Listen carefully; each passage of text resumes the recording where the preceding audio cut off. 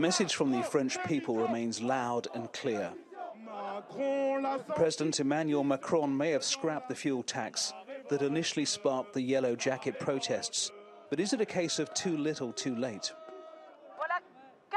For 40 years, president after president, election after election, there has been a succession of betrayals, lies, and abandonments. Yes, Mr. Chairman, we are exhausted. Yes, we are full of anger. And yes, we have no other way to make our voices heard but to humbly put on this now famous yellow vest. Paris was quieter than on previous protest weekends. The Gilets jaunes gathered on the Champs-Elysees, an uncharacteristically muted location. On any other Saturday before Christmas, this would be a hive of activity, but the shuttered and closed shop fronts were a reminder of the violence of the last few weeks. The French are on the streets because they want to live in dignity, that is, to be able to raise their children without state assistance, without being constantly subsidised, and that's the Yellow Vest movement.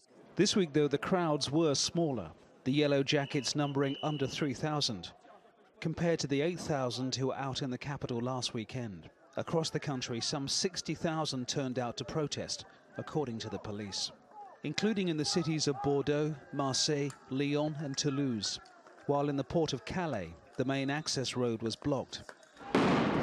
Later in the day, there was a concentration of protesters facing down police on the Champs-Elysees. We, like others, suffered from the tear gas as we were broadcasting live. You can probably make out some of the smoke that is coming our way from some of the grenades, the stun grenades they're firing, and the tear gas. It really has increased excuse me, in intensity. The gas rolled up and lingered in the air on the most famous street in Paris. But this is a movement that remains rooted in areas that feel disenfranchised by this and previous French governments. It's now grown into a movement for economic justice. The larger cities may see the yellow jackets again, but the motivation for change is coming from the regions.